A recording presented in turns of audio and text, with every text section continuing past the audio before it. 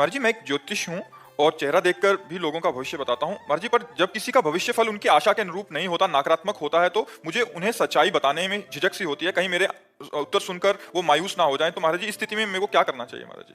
वैसे हमें ऐसा लगता है अपने भविष्य की जानकारी नहीं करनी चाहिए।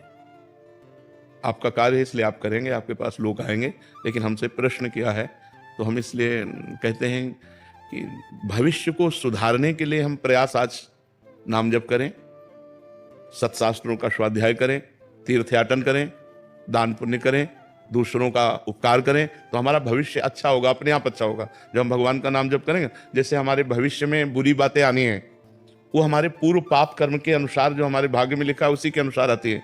तो हम अपने भाग्य को बदलने के लिए मनुष्य शरीर प्राप्त किया है, ना कि अपने भाग्य में जो लिखा है वही भोगते रहे। हमें भाग्य बदलना है, हम मनुष्य हैं, हम भगवान के अंश हैं।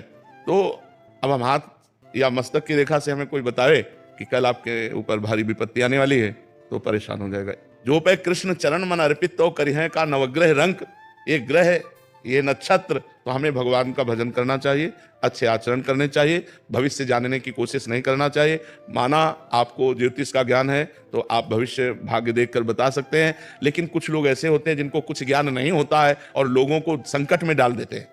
उनके दिमाग में वैसे ही डिप्रेशन हो रहा है, लोगों को और डिप्रेशन में डाल देते हैं कि तुम्हारे ऊपर तो ये चढ़ा है, वैसा होगा वैसा होगा। वो आदमी पर इतना तक गलत शिक्षा दे देते हैं। ऐसे भी उपदेशक होते हैं जिनको ज्ञान नहीं है। ऐसा कैसे हो सकता है?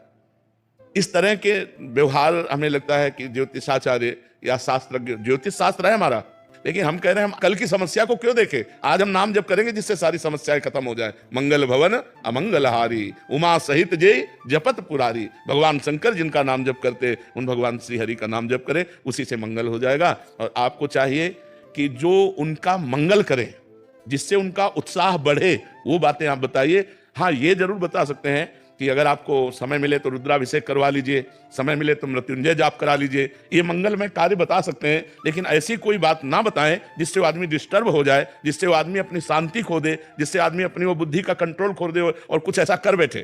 तो ऐसे कोई कार्य ना करे जो धर्म विरुद्ध हो, जो शास्त्र सम्यक हो, वो ऐसे कार्य बताए। किसी का भाग्य जैसे आपको दिखाई दे रहा है कि 10-15 दिन में कोई दुर्घटना घटेगी, तो उसे बता दे कि 10-15 दिन में कुछ संकट आने की बात है, तो भगवान संकट मोचन का आप पाठ कीजिए, आप मृत्युंजय का जप कीजिए, आप नाम जप कीजिए, बहुत उसे सहज में कह करके।